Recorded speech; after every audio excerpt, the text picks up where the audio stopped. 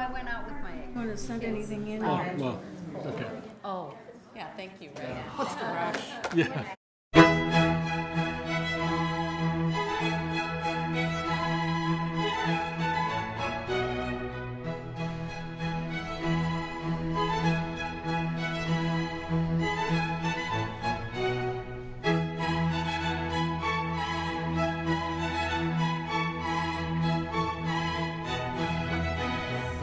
Some board members are still going to be coming in, I'm expecting them. Yes, I think they're probably over in the PSAC meeting. Oh, right, thank you. All right, they'll be coming.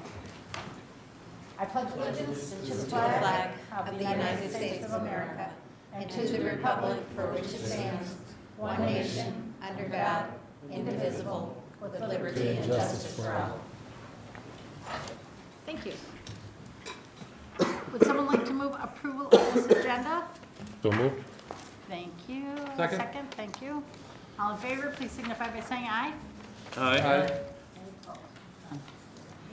We'll begin with the 2018-19 achievement results. And we have a cast of thousands here. So we'll begin with Dr. Heisted. Chair Bartolotta, Superintendent Fujitaki, and board members.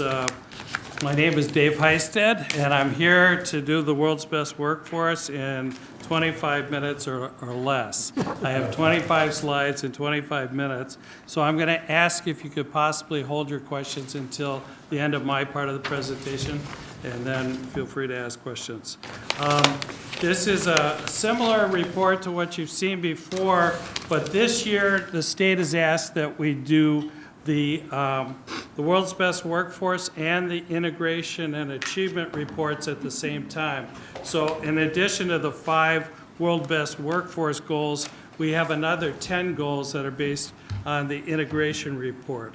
To start with, I'm going to talk about reading growth, then reading proficiency, then math growth, and then math proficiency before we get into the actual world's best workforce goals. Reading growth by grade and year is presented on this slide. You can see that from 2016-17 to 2018-19, we saw a decrease in the percentage of students who are making national norm growth. We've always tried to hit 50% for all grade levels and all subgroups. We were disappointed with the decline, and we started investigating why scores were going down. And a number of principals had a hypothesis that we have too much testing in the spring. The kids' motivation was down, and that some of the decline in test scores might be to this over-testing. So, and there was a recommendation from a number of principals to switch to fall testing as our accountability season.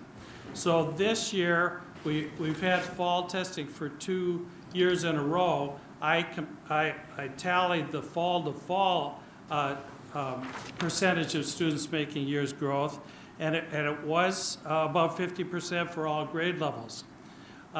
So we do have different norms with the fall-to-fall assessment, but NWA also, at our urging, changed the test so that if students were rapidly guessing and just going through question to question really fast, the test would pause. The teacher would come and say, could you please work as, try to answer each question as carefully as you can. And if you rapidly guess like this, the computer's going to pause again. Well, that seems to have made a difference. We had far fewer students that were rapidly guessing. So some of the increase in the scores in the falls may be due to that change that NWA made for all the districts in the country. But it is good to see that we're above 50% for the fall-to-fall. So for future World's Best Workforce reports, we'll be reporting fall-to-fall results. So this is kind of a new baseline. So the reading scores went from 51.2 doing spring to spring, and now 55.7% hitting the growth targets in fall to fall. If we go to the next slide, the breakout by racial, ethnic, poverty, English language learner, and special education, you see that fall-to-fall growth was above 50% for all students, and in the case of American Indian students, it was almost 60%. So very positive results with less variation among groups than we had seen before. So that's the MAP test, which is our measure of growth. Next is the MCA test. And the MCA test is a criterion reference test where you try to determine whether students have met the very high Minnesota standards. And state of Minnesota in reading had gone down about 1% in the last couple of years. We went down about 5%. So we did have fewer students that were proficient in reading this last spring. When you looked at the results by grade level, you could see that there were some grades, in particular grade 4 and grade 8, where the percentage was significantly lower than the last couple of years. And so our team is investigating why some of these declines may have occurred. They did change it so that students who come in after September but before December 15th are included in the analysis, where that wasn't true in the past before. So everything is based on December 15th and enrollment. And then the last graph for reading looks at the reading proficiency on the MCA3 by racial ethnic category, poverty, English language learner, and special education. And you can see there was a very significant decline for some of the groups. White students declined 6.5%, Asian students about 9%, American Indian about 16, but there are a small number of American Indian students now. The new reporting by the state includes a multiple races category. And in the case of American Indian students, most of those students also classified themselves as white. So now those students have been moved into the multiple races category, and there are only about 40 students left in the district that are claiming American Indian as their only heritage. So it changes the baseline a little bit, and some of the analysis for future reporting. But this is the federal law, and the state law now is that we report out 7 categories. If we had students who are Pacific Islanders, they would be in a separate category as well. And from reading, we go to math. You see, except for grade 1, we saw very strong results for fall-to-fall assessment from grades 2 all the way through grade 8. I should have mentioned now, since we've gone to fall testing and we don't test in the fall of 10th grade, there are no 9th grade results for fall-to-fall. We're just going to have 1 through 8 when we've gone to this fall-to-fall assessment. You can see again, though, every grade level from grade 2 to 8 was at 55% or higher. The largest differences were in grades 2 and 4, very positive. If we look at the same results on the math by racial ethnic category, free and reduced lunch, EL, and special ed, you see only American Indian students were below 50% at 39.1. Hispanic students were way up to 59.4, and EL in general was at 58.1. So these were very positive results in the fall-to-fall assessment. And then when we look at the state test trends, the MCA3, we see the state has gone down about 5 points, but the district has gone down almost 10 points. And so the area that we're concentrating this year is on mathematics and trying to determine how we can improve instruction and thereby improve the percentage of kids meeting the standards. And my colleagues will all be addressing that. Then the math proficiency by grade level. We did see some higher results for grade 3 than we did for grades 5 and 6 and 7 and 8. Grade 11 was down a little bit, it was still above 50%, but in general, it was only grade 3, grade 4, and grade 11 where we had more than 50% proficient on the MCA 3. Now we get into the, well, I have one more here, breaking out math by racial ethnic group, by poverty, free and reduced lunch, EL, and special ed. And here you see American Indian and Hispanic students were really low in terms of proficiency. African American also was at 24%. So there's a huge gap between white students, Hispanic and African American, and then American Indian was at 30% too. So the gaps are getting bigger rather than smaller, and so we have a huge challenge in mathematics proficiency on the MCA. There's also a growth component to the MCA, and in this case, what you're seeing is the old growth model that my colleagues and I worked on for the state, where growth is classified as low, medium, or high. In the state norms, 31% of the students had low growth, 31% had high growth, and 38% had medium growth.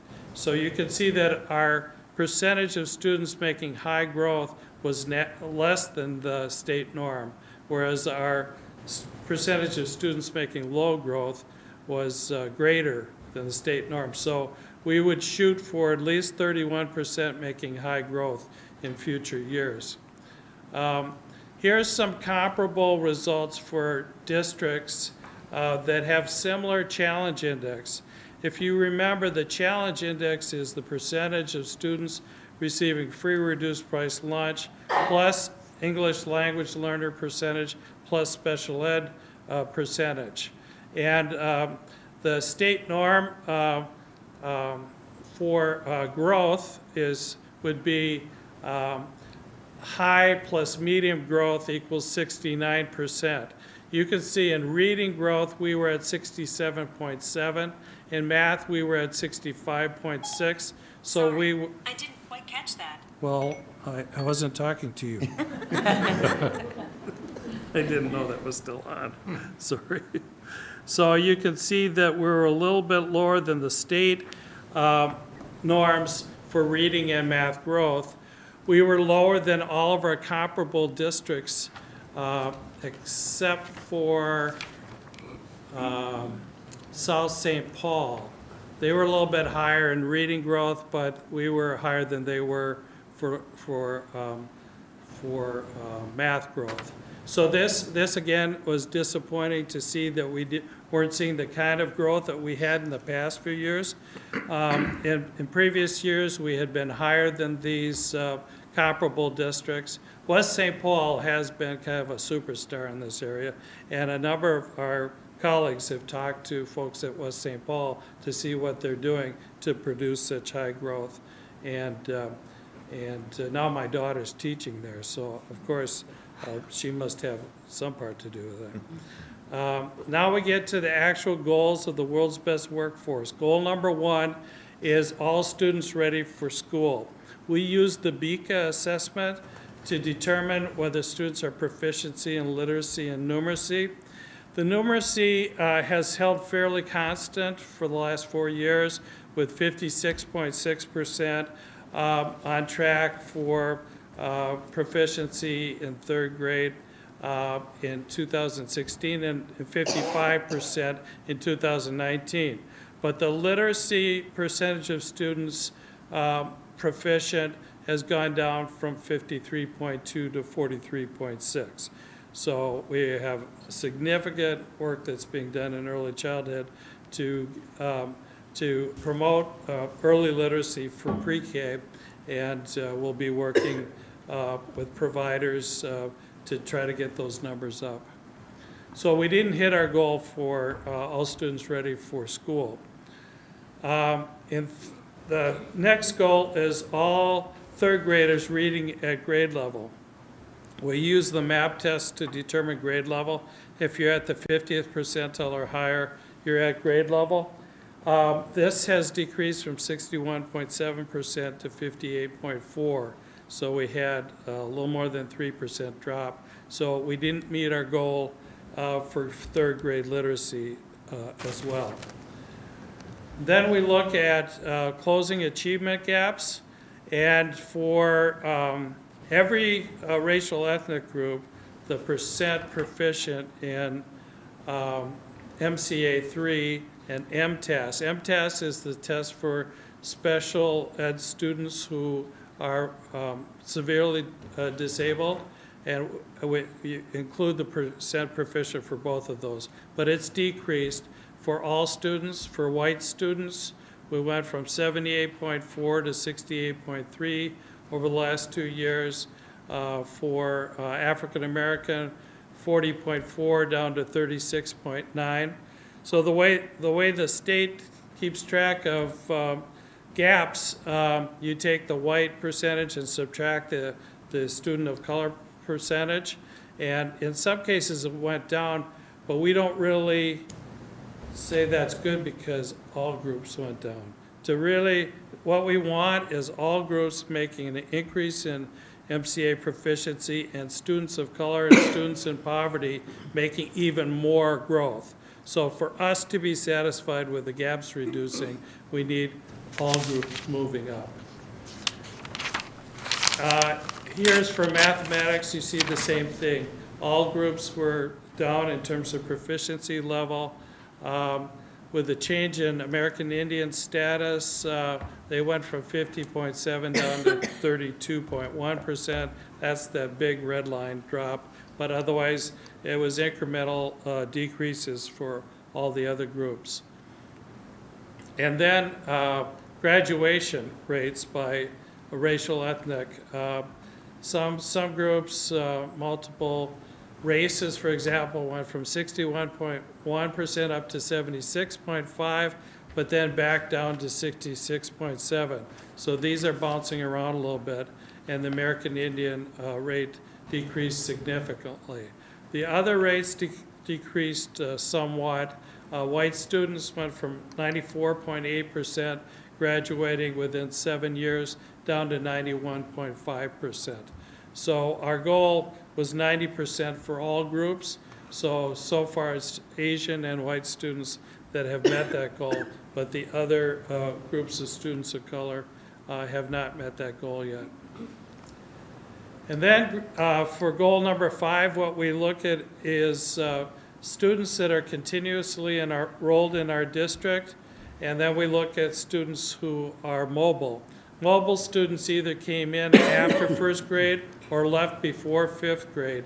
And you see that the continuously enrolled students are above the green line, which would be on course for entrance into a 4-year college, and that stayed pretty steady. This is grades 1 through 5. This graph is grades 5 through 9. You see the same thing. The kids who are continuously enrolled, who stay with us from grades 5 all the way through grade 9, are staying above that green line and making good progress. The students who come in late or leave early score significantly lower, closer to the on track for 2-year college. And here's mathematics, the same trends where we see mobile students not doing as well.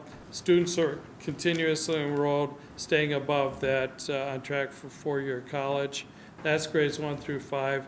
And in grades 5 through 9, you see above the green line, but you see a little bit of a decrease.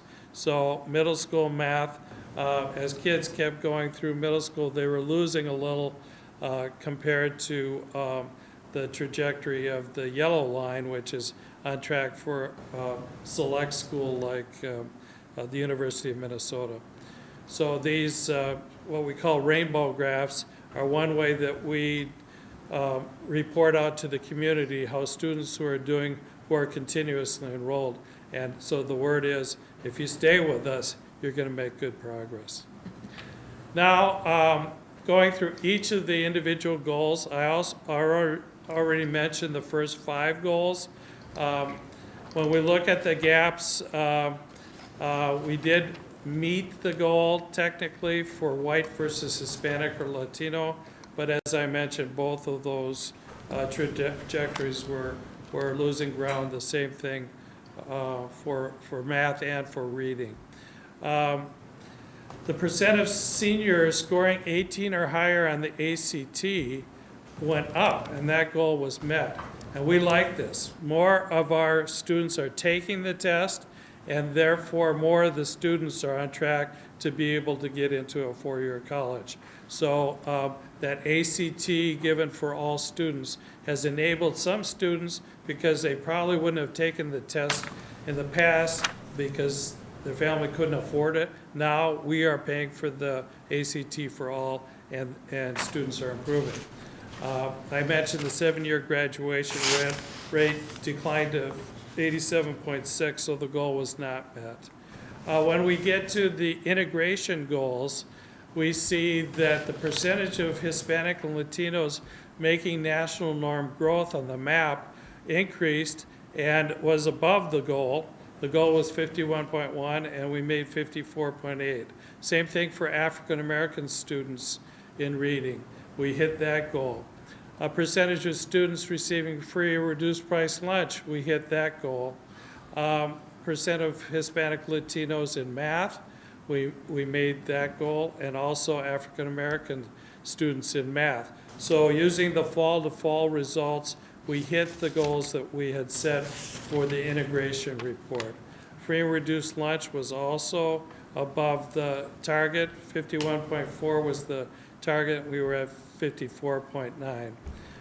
We did do another evaluation of the Check and Connect program. We found that attendance improved for those students who started out with less than 95% of possible days attending. It didn't change for those who were already above 95%, but there was improvement for those who were struggling with attendance. We shared this with the liaisons for diversity, and each of them got a separate report on how their students did that they worked with. This next year, we're not only going to keep track of attendance, but also achievement, because a number of those liaisons are working with homework now, and it could have an impact on overall achievement on the MAP test. So we'll be looking for that. So that ends my portion of the presentation, and now I'm open for any questions that you might have. How are we doing on time? Start with Director Bennett. Good? Yes, the first slide, please. So you were saying that it was spring to spring and that it was changed to fall. So those first 3 columns are all spring to spring? Yes, And the last one's fall to fall. yes. So that kind of So we changed the metric. seems a little apples to oranges when we're looking Yeah, at this graph. it is. So Yeah, I debated whether to use the fall to fall, but since we were setting 2020 goals based on fall to fall, I thought I needed to report the fall to fall for 2019 as well. It was our hypothesis that motivation was a big factor in that decline in spring testing, and it seems that it's kind of been borne out with these much more robust results in the fall. Kids are fresh, they're not doing the MAP right after finishing the MCA, so I think that was my rationale for including. well, I understand the rationale of changing it. What my question is, if we would have, all 4 years of these were fall to fall, would we see that same increase? That's a good question. And since we didn't give fall testing back then, we don't know. Okay. This is the first year that we have fall to fall results. But it's a good question. I've talked to my colleagues, and actually in Minneapolis, we switched from spring to fall to fall. And we didn't think that the norms changed that much. We just thought that the performance was better. In Minneapolis, they were doing tons of summer school interventions, and they wanted to make sure kids weren't sliding during the summer.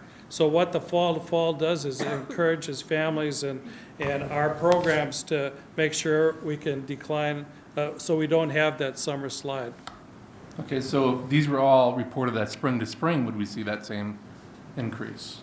Spring to spring for 16, 17 to 18, 19 showed a decrease, which was discouraging. No, if we would have done like if all of these, instead of the 3 of them being spring to spring and the last Yeah. one being fall to fall, if we would have continued with that and did a spring to spring, would Yeah. this be an increase or would it be declining?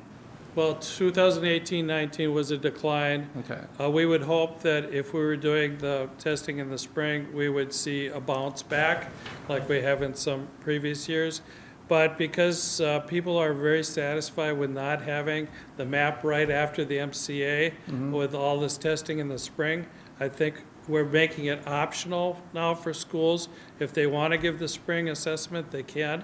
And for those that do, I can analyze and see if they're doing better for Okay, spring so to spring. when you were going over the goals and the goals that we met, is that because we changed this reporting from fall to fall? If we would have done spring to spring, would those goals have been met? No, they wouldn't have. Okay, that's the important thing, because I'm looking at all of these test Yeah. data, and they're all going down. So an it seems excellent- like we kind of Yeah. changing a little bit so that we can kind of make the report look more favorable when really it's not.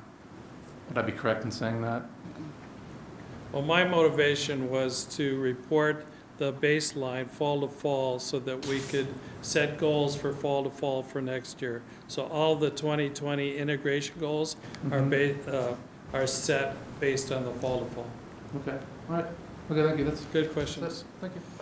Dr. Beebe. I know that there has been a large number of students throughout the state that are opting not to take the MCAs. Does that happen with the MAP testing?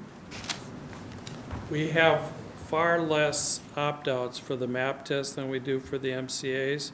In general, teachers and parents find the MAP tests more useful than they do the MCAs. So overall, we had 150 opt-outs for the MCAs this year, up from 100 from the previous year.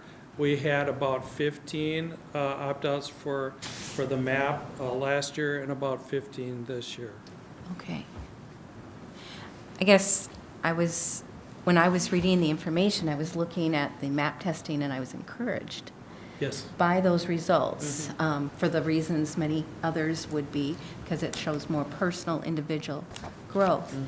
The question Nellie and Maureen and I were at an event with other school board members this weekend, and one of the discussions I heard people having was about as more and more students opt out of the MCA, does the validity of the test end up becoming less and less?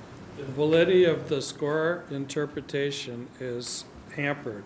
In Minneapolis, 2/3 of the kids in the high schools didn't take the MCAs, and so there's a huge drop in proficiency, but it doesn't reflect the whole population. That's what we're worried about, and we're considering options for high school assessment to potentially use the ACT in the place of the MCA. Anyone else? I should. Director. Good. We'll let her go first. Yep, that's fine. Okay. So my question is related to students being ready for school. Yes. So I don't know if your colleagues might have to answer Yeah. one of my questions. I'm not sure who knows this, but do we have a waiting list for our early childhood programs? Or are we serving, as many children as possible? Where are we with that? And then the other question I wondered is, do we have numbers to show the difference between kids that have attended our programs and kids that have attended other community programs or kids that have had no early childhood? Do we have that kind of number? Okay, thank you. I'll answer the second part. We do have an analysis of how our students in our programs did compared to other programs, controlling for demographics. In the past, our programs were always producing higher BICA results, but this past year, we didn't see any difference. Okay. But I also know that some of our early childhood staff has been going around to other programs and giving them like presentations on what we expect when they come to kindergarten, so maybe we're seeing some of the results of that. And thank you. Yeah, I just wanted to add that your question about do we have wait lists for some of our programs, and so we have multiple programs at our early childhood level, and it depends a little bit on location, but there are in some cases wait lists to get into some of our programs, and in some places we have seats available for special services, like around special education, for example. But I just wanted to add to Dave's response that the question you had is really timely because we're doing a lot of work around this right now, really, as you said, trying to make that connection between what's happening in early childhood and kindergarten so that we're preparing those kids the best we can. Because clearly, if they're not proficient when they get there, they're not ready for kindergarten. They're ever being proficient and catching up is a long process if we can't get them ready by 5, 4, Thank you. All right, well, first of all, thanks for coming. Sorry I'm out of cough drops. So I had a couple questions. David, you had mentioned that there's some students that continue to come in, say, for instance, after September 15th. I didn't catch the time frame. I'm curious to know if the students that come to us later than the first day of school, or maybe even the first week, do those scores affect the overall scores? And then I'll just ask the second part, and then I'll hang up and listen. On the pie charts, there is low, medium, and high, but it's all growth. Yes. And I'm curious, do we only, I want to say this in the right way, do we only measure growth? Are we to assume that every student had made some growth, or what happens to the student that, like me, I wasn't a great student, and maybe I go backwards from 3rd to 4th grade? Where are they represented? Those are two excellent questions. The last one about students making low growth, they actually can go backwards. It's possible versus the state norms. So we know what the starting point is for every student in 3rd grade, and then there's a target in 4th grade. And the target, if they were at 350 in 3rd grade, they might have to get to 352 in 4th grade to make the state norm growth. But they could go from 350 down to 440, which would actually be a little bit less than expected growth. But it's not like the map where you actually have a score that keeps rising. The MCAs doesn't have that kind of a scale, so it's really hard to know if they're actually losing achievement, like forgetting stuff, or if it's just they had a bad day. And the first question was about Students coming after, say, for instance, coming. So it used to be that the MCAs were reported on the state website for students who were enrolled on October 1. So anybody who came in after October 1 were not included in the accountability report. This last year, with change to ESSA, they made it December 15th. We don't have a lot of students. It's not like Minneapolis where a lot of students come in after September, but those that come in between September and December tend to do worse than the students that were there from October 1st on. So it's a minimal effect, but it is something that we have to live with because that's what ESSA says that we have to do. And then if I can just add one last comment. I think I ask this every year. The goals that we set from one year to the next, are they achievable? I mean, are we reaching too far? Are we not reaching far enough? Just lay that out there. Easy one. Sure. I would say that the goals that we're reaching for are achievable. And we'll touch on that a little bit as we get through our process as well, but we take a lot of time thinking about the goals that we want to get to, and so like I said, we'll talk a little bit about that as we go through our process as well. Okay, thanks. All right, Nellie has a question, then we'll move on. Okay, thank you.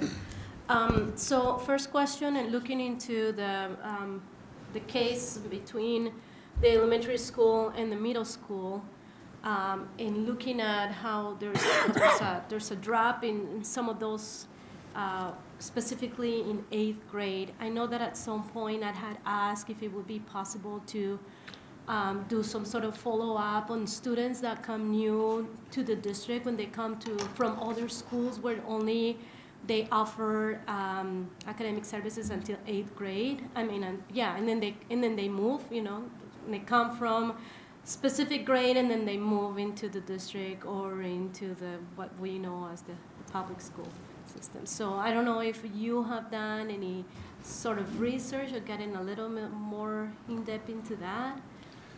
Those rainbow graphs I have done for EL students and special ed, et cetera, and on all of the graphs, those who stay with us, who don't come in new from other districts or other states, do much better than the students who come in later. So it is true across all the different groups that I've looked at. Okay. And the other thing I would like to know is, I'd like to know more about what the thoughts are from the teachers, the teachers who get to interact with the kids and to prepare the kids on a daily basis. What kind of feedback are you getting from teachers in respect to those results? What would they think? What do they think could be happening, not only in relation to academics, but is there anything else that we need to look at, beyond the effort that we're putting into this, into preparing our students academically, but is there something else, whether it's internal or external, that it's causing this drop? Rachel, do you want to take that one? Go ahead. I'll take it. I think that's a good question.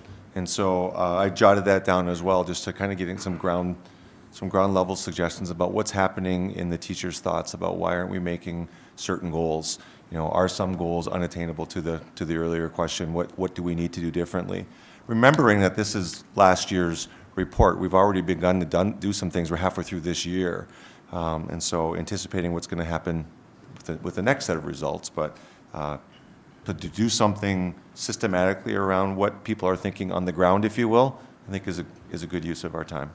Mm-hmm. I would just add one other piece too, is that just this year we started working with and building a safe and supportive school plan for our district, and part of that work has been reaching out to our community members and looking at data that already existed to figure out what are our needs in order to best support kids to achieve at high levels. And so we're getting that data back, we're prioritizing that work, and we're really going to start digging in to create some new projects around those prioritized needs over the next month or so. So I know we're short on time, I'm not going to get too long-winded on that, but I think it's an excellent point, and it's definitely something that we're working on.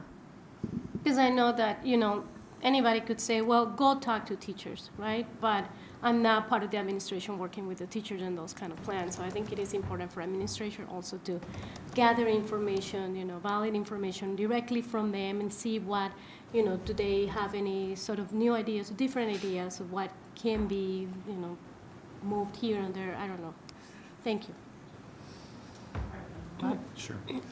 I just had one question, and we've asked this before, and as we go through, looking at the third grade scores, and then the next year, the fourth grade scores, and the next year, the fifth grade scores, the relationship, longitudinal, or whatever it is, and then even you've broken it down into the particular schools where you've been able to track some of the students as they've gone through, and whether more come in and leave, how mobile it is, and all those.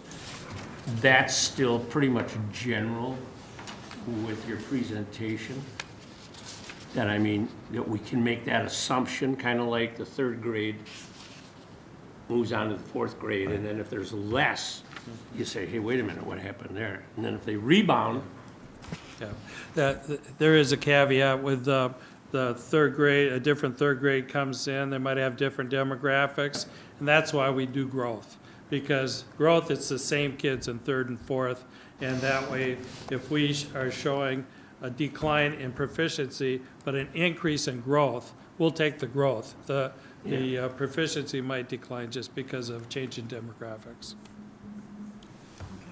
Go ahead, Okay. Please. Okay, moving on to our, pardon me, with my voice here. Moving on to the second part of our presentation. We have to be cognizant of time because I know there has to be a switchover. So we've got about 11 minutes to get through the next two parts. And so we'll do our best, team, to go quickly. But the world's best World's Best Workforce, came into effect in 2013, and there were 5 goals that need to be measured, as Dr. Heisted talked about. All children are ready for school, all third graders can read at grade level, all racial and economic achievement gaps between students are closed, all students are ready for a career in college, and all students graduate from high school. From high school, sorry. And what tonight is the World's Best Workforce annual meeting. And we're going to share with you, albeit quickly, a multi-year strategic roadmap of what we've been doing. Multi-year is key in this because we don't want to change the plan every year. We want to just make sure that we're taking out the things that we don't think are working and then adding new things. And so I'm going to turn it over to talk about goals 1, 2, and 3 to Rachel Jens. Good evening. I want to talk a little bit about Goal 1 to start with. Bloomington Public Schools aims to ensure all students are ready for school. Our early childhood teachers have been working really hard to ensure that their curriculum is aligned to the early childhood indicators of progress, which are the state standards for early childhood education. In addition, we were awarded a grant to hire 3 literacy coaches at the early childhood level. We have additional literacy coaches at the elementary level as well. And those literacy coaches have been working with our early childhood teachers to make sure that they are implementing evidence-based practices in early literacy instruction for students.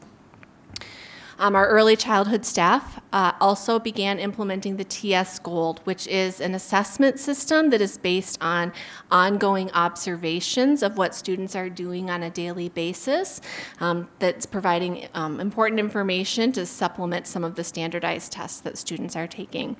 And then, of course, professional development around those early childhood indicators of progress, and the TS Gold and those evidence-based practices continue to be a priority as well. For Goal 2, thank you. Bloomington Public Schools aims for all third graders to read at grade level. Core instruction continues to be our priority. That is where students receive the best literacy instruction is from their classroom teachers. And so we want to make sure that the curriculum that those classroom teachers are implementing is implemented with fidelity, and that it's built on those evidence-based practices as well. As I mentioned earlier, we received a comprehensive literacy grant, the Striving Readers Grant, and so we have literacy coaches working with teachers at the elementary level as well, doing job-embedded professional development. So they're co-planning with teachers, they're modeling lessons, they're co-teaching, they're doing reflective conversations, again, to make sure that those evidence-based practices are built into instruction. And then targeted intervention. So in addition to core instruction, it is important that we have additional supports in place for students who are not meeting grade level expectations. And so we have trained all of our reading interventionists at the elementary level and at the middle school level as well in 2 intervention systems. This past year, we trained them on interventions provided by the University of Minnesota Center for Reading Research and on Sunday system, which is an Orton-Gillingham-based intervention that is specifically research-based for students with dyslexia or indicators of dyslexia. Goal 3, Bloomington Public Schools aims to close the achievement gap in reading and math. So to support our efforts to close the achievement gap, we have a multi-tiered systems of support team that is working to make sure that both intervention and enrichment opportunities are available to students needing additional support or acceleration in both reading and math. We also have digital learning specialists who lead a student-centered learning cohort. Their focus is on utilizing technology in order to differentiate instruction for students. Our mentors and our teacher evaluation coaches also continue to provide support in utilizing culturally responsive teaching strategies in the classroom to our teachers. And then students who are not meeting grade level expectations have the opportunity to participate in summer and after school learning programs that focus on experiential learning. Teachers also participate in weekly PLCs, in which they're working with their colleagues to review formative assessment data and to plan instruction.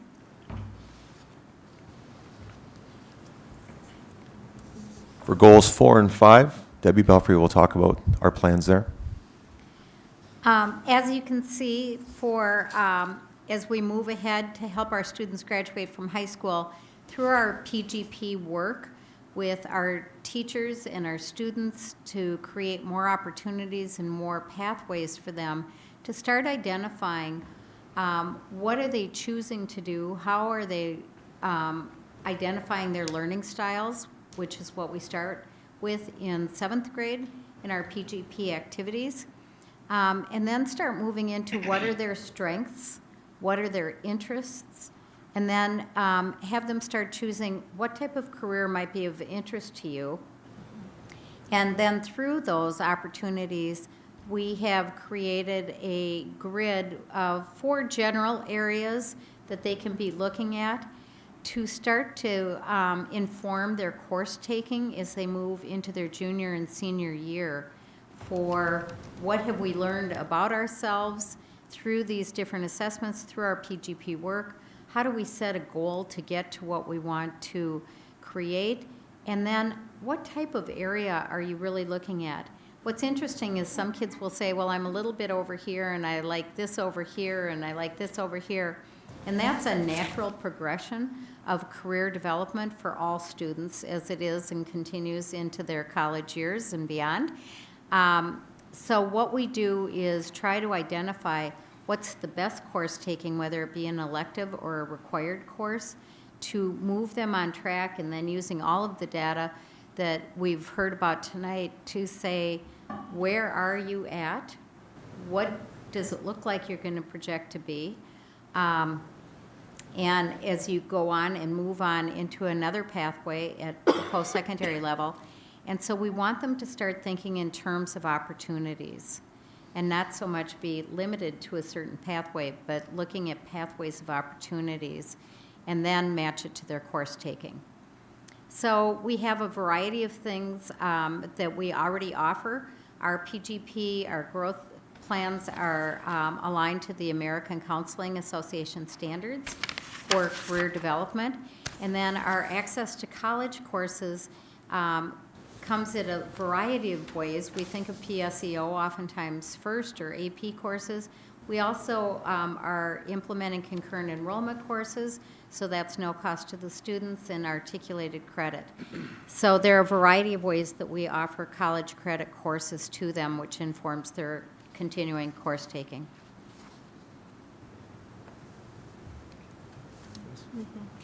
So we have our Pathways Advisory Committee, which is a group of parents and community members that advises on matters related to curriculum and instruction. Last year, they provided valuable feedback on our new visual art and music curriculum, as well as our K-5 health adoption. They also provided feedback on our local literacy plan. And additional topics that were discussed during PAC meetings were our partnership with Science from Scientists and our Kennedy Center Partners in Education program, which provides professional development for our art and music teachers. They also talked about and discussed our Next Technologies for Learning plan and our English Learners program.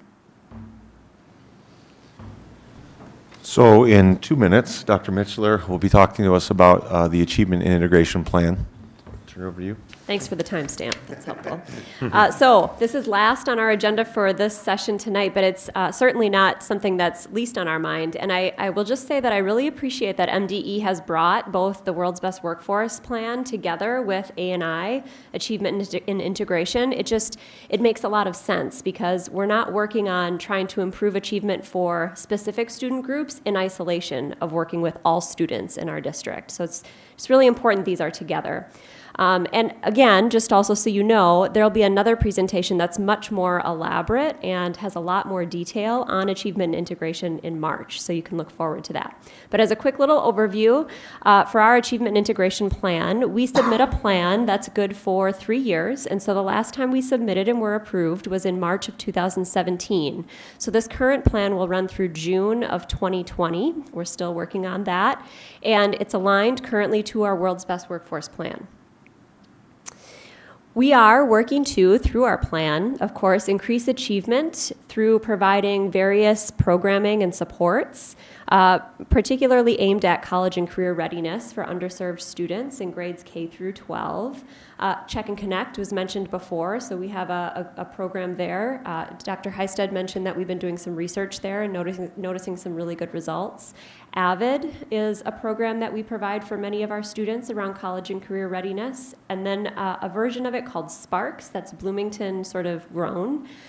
Nobel, of course, is one of our gifted and talented programs, mentoring leadership group, and then as Debbie Belfry had mentioned, our personal growth plans. We're also working to increase professional development opportunities for our staff. We really want to try to reach out to 100% of our staff to offer opportunities around PD for achievement and integration. So this includes trainings through the Office of Educational Equity, SEED, which is Seeking Educational Equity and Diversity. It's a national framework for PD, professional development, and then building specific plans that principals help to facilitate with their equity teams. So we have a commitment to implementing practices that are going to recruit and employ, support, and hopefully retain some racially diverse and linguistically diverse staff, and that's something we're always working on. It's going to be a part of what we're building into our next equity plan as well, which will align with our A&I achievement and integration plan moving forward. So again, that was really quick. More to come, a lot more to come in March when we present our next 3-year plan and how that's developing. But here's a quick little overview. I take one question. Got the hand up first. All right, so for the kiddos that aren't making progress and they need perhaps someone to step in, a little bit of help, how do we communicate with mom, dad, grandpa, grandma, caregiver at home? I think it's important that they're brought into the process and in some cases just alerted. How do we communicate with whoever's at home? Yeah, so our process for screening students, we first look at their MAP scores as well as their scores on the benchmark assessment system, their BAS scores. And then those students who are at the 25th percentile or lower and also reading below benchmark on that test are given additional diagnostic assessments. Students then who are identified for one of those interventions to work with either a Title I interventionist or an ad-suspended interventionist, they get a phone call home as well as correspondence, written correspondence identifying that they are being targeted for intervention, and then the interventionists meet with parents at parent-teacher conferences as well. One quick one. When we were talking about children coming ready to learn in kindergarten, I'm wondering what we're doing to reach out to friend and family providers of children, because those are in a gap that I think is significant and maybe why kids are not coming ready. Because you talk about, well, the teachers know the standards. Well, do the parents know the standards? And I know that Gina Miller has something she's been trying to use to reach out to parents, but I know that the Latino community is really trying to do this with an organization called LARED. And so I think it's key, and I'm wondering, what are we doing with our higher immigrant populations? I can take that one really quickly. Sorry, I wish we had more time. But you're right about our early childhood folks have really been doing a lot of work to try to engage the providers outside of Bloomington Public Schools to create a network so that we're working together to recognize what it is our kids need when they're coming into either our pre-K programs from an early childhood program or into our K programs so that they're ready to learn, as you said. One of the other additional really interesting things we've just started doing this year is we have our principals working from a list of families with potential students who have not been screened yet by age 3. And so this is students of all different backgrounds, and they're doing their own engagement to reach out, in some cases even through face-to-face engagement. I was at an event today with PICA, which is the Head Start network in Minneapolis, and our principals were there and doing some networking and connecting with families. So we're doing some great efforts there, I think. It still isn't addressing the question, though. My question is for the parents whose children are not in any structured provider program. We're talking about where the aunt or the grandma's watching the child. That's my concern.